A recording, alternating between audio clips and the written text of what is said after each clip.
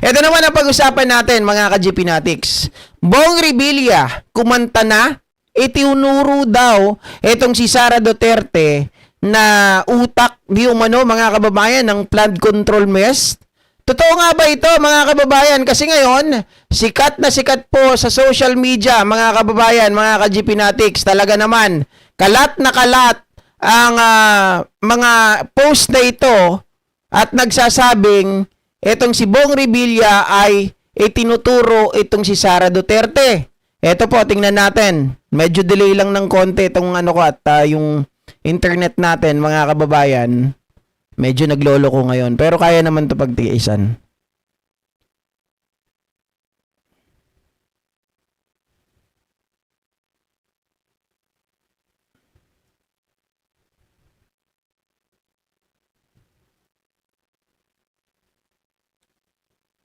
Ito lang yung matagal mag-load.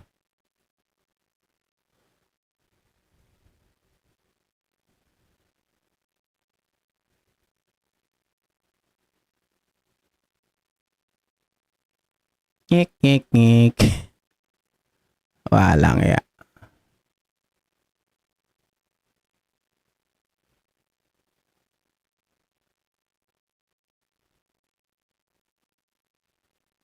Ayan, mga ka-GPnatics. Ito po yung lumabas sa social media. Buti nag-loading. Ayan. Ito yung lumabas sa social media, mga kababayan. Gulat sila. Yan ang tanging masasabi mo matapos ang hindi inaasang pagharap ni Senator Bong Revilla Jr. sa publiko ngayong araw sa isang biglaang press con na tinawag na ultimate reveal. Hindi na nakapagpigil ang agimat ng masa at inilad na ang lahat mula sa usaping kalusugan hanggang sa kontrobersyal na proyekto sa DPWH. Walang itinira si Bong, lahat ay isinuka, mga kababayan, at itinuro nga daw etong si Sara Duterte. Yan ang sinasabi dito. Bakit kanyo, mga kababayan? Ito po yung isa pang post na nakakalat ngayon. Pero syempre gusto nating linawin ito.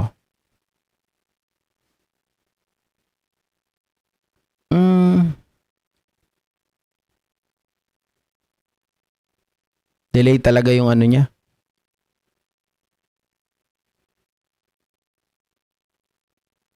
Ayan, sabi dito ng isa pang post, mga ka-GPnatics. Ayan, breaking, Bong Revilla kumanta na, itinuro si BP Sara Duterte. Matapos itapon sa Quezon City Jail sa Payatas, ay walang VIP treatment, walang aircon, may pasabog si Bong Revilla at tinuro umano niya si BP Sara Duterte bilang mastermind sa flood control projects corruption. Anyari sa alyansa? Bakit naglalaglagan na? Dahil ba hindi tinulungan ng admin si Bong? Kaya damay-damay na? Ayun, mga kababayan ha. Pero mukhang nakita natin at binerify itong statement na ito, mga kababayan. Talagang may mga nagpapakalat ng fake news kasi wala pong katotohanan na si Bong Revilla ay nagsalita laban at itinuro itong si BP Sara Duterte. Ito po ay maliwanag, mga ka-GPnatics. Hindi po totoo ha. Talagang may mga gumagawa lang talaga ng kwento para yung kanilang mga page ay maging mainit, maging viral. Oh? At sana sa ating mga, siyempre meron mga naluloko dito, may mga loyalista, meron ding mga pro-admin, meron ding mga, siyempre mga DDS, mga kababayan, galit na galit dito. 'Di ba? Bakit daw ginagawa ng issue itong si Bong Revilla para kay Sara? Ngayon nga si Bong Revilla ang ginagawa ng mga DDS tawag dito, nasa kanila ang simpatsya daw ni mga kababayan para kay Bong Revilla. Wow. Oo. Sabi ni Rusty Manalo, it might not be true. Hindi po ito totoo. Tama po kayo. It is true na hindi po ito totoo. It's all lies. Wala pong binabanggit si Bong Revilla, mga kababayan, at hindi po siya nagpa-interview kahit kanino. Di sana lumabas na ito sa mainstream media kung ito po ay may katotohanan. Na inilaglag niya na po si Sara Duterte na utak ng flood corruption. Okay? Wala pong katotohanan. Uy, JP, bakit mo po pinagtatanggol si Sara Duterte? Hindi sa pinagtatanggol ko si Sara Duterte. Ang gusto lang natin mangyari ay maging aware ang lahat na itong post na ito ay isang malisyoso, isang misleading, at alam naman natin na fake news. Okay? Fake news ito, mga ka-GP. Hindi natin kinokontent to para sa views. Kinokontent natin ito para sa awareness ng taong bayan at hindi malito. Okay? Kasi ginagamit din ito, mga ka-GPnatics, ng mga DDS. Paano nila ginagamit ito? Na, mga kababayan, ginigipit daw si Bong Revilla Jr., okay, na makulong para magturo.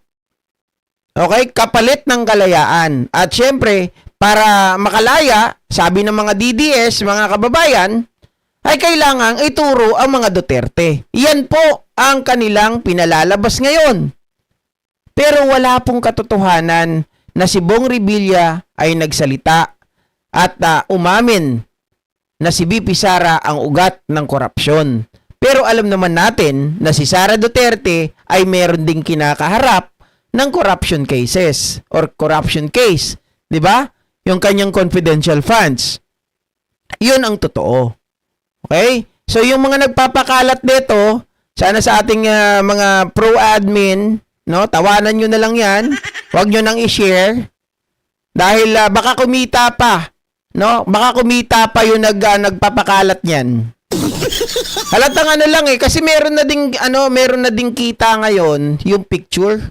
Pag pinost mo yung picture, pag maraming shares, maraming views, maraming comments, may kita na din yan. Okay? Kaya yung mga ganito is misleading. Ito ay katunayan, katibayan ng isang fake news. Na kapag tayo po ay nagpadala dito, mamimislead tayo. Baka mamaya, mga kababayan, pagsimulan pa ito ng hindi pagkakaunawaan. Di ba? Oo, paano siya magsalita? Tahimik lang siya, bawal ang CP at gadget sa kulungan. At saka, wala siyang presscon kasi sabi dito, nagpa-presscon daw siya. Paano siya magpapa-presscon? Di ba? Kung magpapa-presscon yan, hawak ng DILG. So, DILG dapat ang magtatawag ng presscon. Hindi si Bong Revilla. Di ba? Oh, kaya nga imposible na magsalita yan kontra kay BP Sara. Mga diskaya nga, hindi pa nagsasalita kung sino ang tunay na big fish. Yun, tama. 'Di ba? Ay, natutuwa naman ako kasi marami pa rin palang mga tunay na Pilipino. Masasabi kong tunay kayo kasi kayo yung nag-iisip, kayo yung nagbabalanse, at nakikita nyo talaga na sisitro nyo yung mali, 'di ba? At yung tama. Hindi kagaya ng iba, mga kababayan, pag may nakitang ganito, pinapaniwalaan ka agad.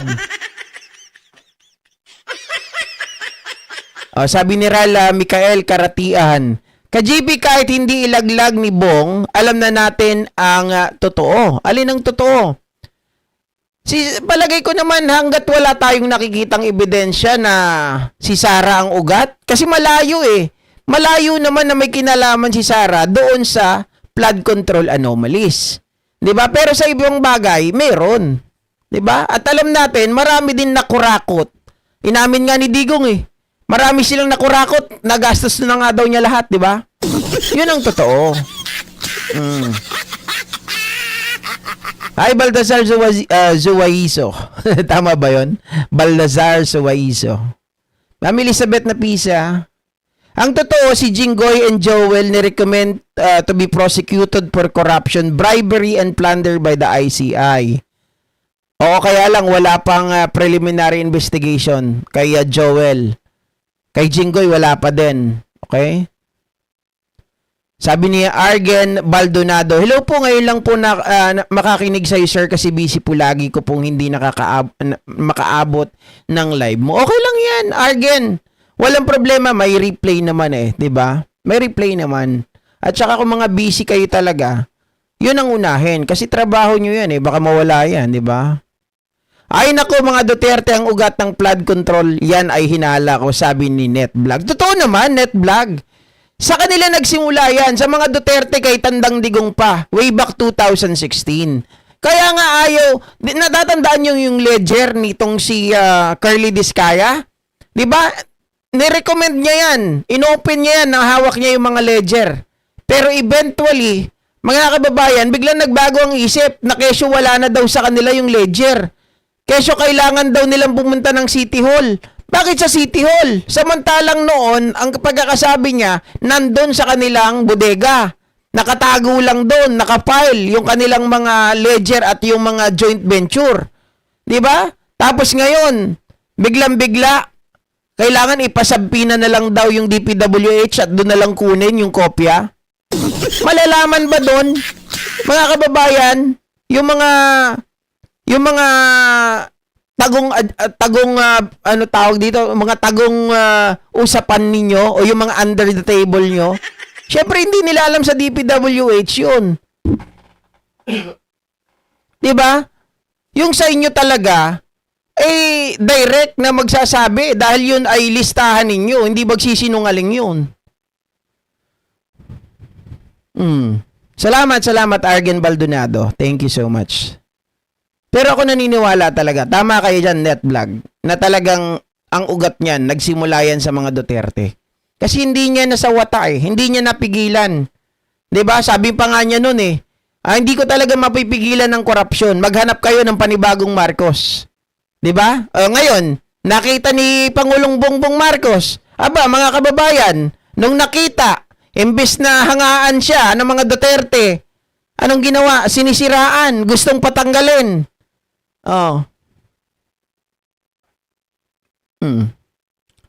Ay, yan ang katotohanan ninggil po dito sa balita na to. Hindi totoo na si Bong Revilla ay nagsalita laban kay Sara Duterte at hindi rin totoo na sinabi ni Bong Revilla na si Sara ang ugat ng flood control mess or